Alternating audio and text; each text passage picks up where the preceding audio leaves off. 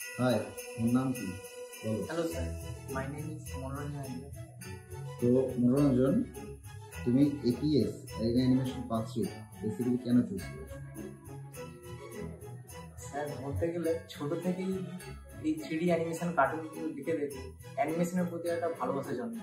তাই ক্লাস 12-এর পরে আমি বিভিন্ন জায়গায় খোঁজ খবর নিই এবং অ্যানিমেশন পার্টটি আমার খুব ভালো লাগে, কারণ এখানকার অ্যাম্বিয়েন্স এবং স্টুডেন্টের কাজগুলো খুব ভালো, তাই আমি একটু চুজ করেছিলাম।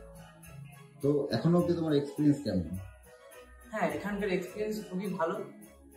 কোনো কাজে কোনো প্রবলেম হলে এখানকার সমস্ত ফ্যাকাল্টিরা খুব সাহায্য করে। এছাড়াও পড়াশোনার ক্ষেত্রে কোনো জিনিসে যদি প্রবলেম হয়, এখানে টিচারদের আমি যে কোনো সময় আমি ফিডব্যাক পাই সঙ্গে সঙ্গে, তাই আমার এইটা খুব ভালো লাগে। ওকে, তাহলে তোমার যে কাজবাজগুলো রয়েছে, যা তুমি ক্লাস প্রজেক্টস যা করছো বা তুমি যে শরীর বানিয়েছো, এটা থেকে তুমি পুরোপুরি সাপোর্ট পেয়েছো? হ্যাঁ, আমি পুরোপুরি স্যারেদের ম্যামেদের কাছ থেকে সাপোর্ট পেয়েছি। কোনো প্রবলেম হলে স্যারেরা ম্যামেরাই আমার সাহায্য করে। সো মনোরঞ্জন, তুমি প্লেসমেন্টের জন্য কিভাবে রেডি হয়েছো?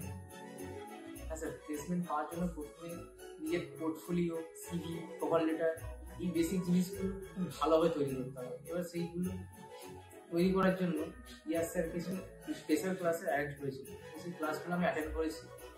তারপর নিজের পোর্টফোলিও, সিভি এগুলো তৈরি করে আমি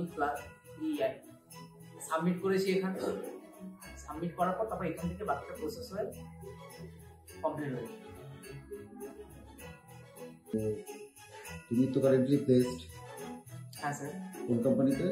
গ্রিনল্যান্ড স্টুডিওতে as a writing artist manager. Okay, তো তুমি কি বাকি সবাইকে অ্যানিমেশন 5 রেকমেন্ড করছো?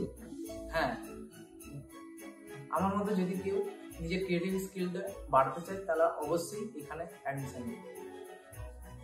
Thank you. Thank you sir.